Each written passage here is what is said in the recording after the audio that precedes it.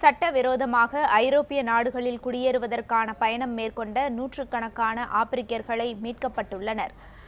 எதிர்காலம் குறித்த எந்த உத்தரவாதமும் இல்லாத நிலையில் அவர்கள் இத்தாலி நாட்டுக்கு அழைத்துச் செல்லப்பட்டனர்.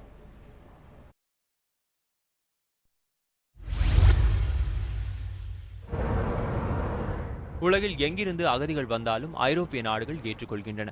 இதனால் தினமும் ஆயிரக்கணக்கானோர் ஐரோப்பிய நாடுகளில் அகதிகளாக தஞ்சமடைந்து வருகின்றனர். ஐரோப்பிய நாடுகளில் வசதியாக வாழும் சூழ்நிலை கிடைப்பதும் அகதிகளின் எண்ணிக்கை அதிகரிப்பதற்கு காரணமாக கூறப்படுகிறது. பணத்துக்கு ஆசைப்படும் ஏஜென்ட்டுகள் சிறிய ரப்பர் படகுகளில் அதிக எண்ணிக்கையிலான அகதிகளை ஐரோப்பிய நாடுகளுக்கு அழைத்துச் செல்கின்றனர்.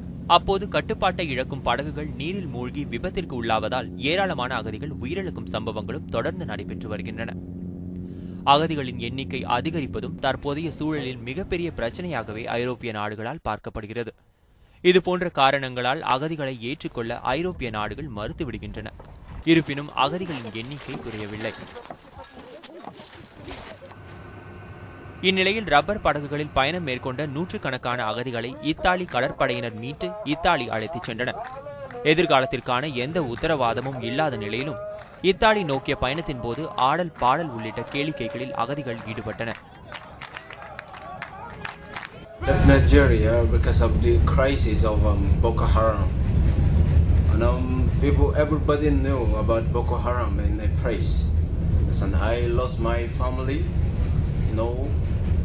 My house was burned into ashes.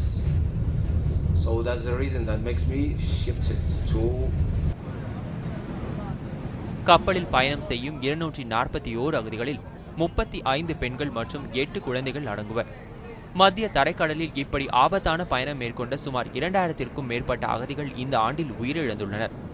ஆனால் தீவிரவாத தாக்குதலை விட கடல் பயணம் ஒன்றும் கொடியதில்லை என்று அகதிகள் செல்கின்றனர். எல் துரைராஜ், உலக செய்தி பிரிவு, நியூஸ் 7 தமிழ்.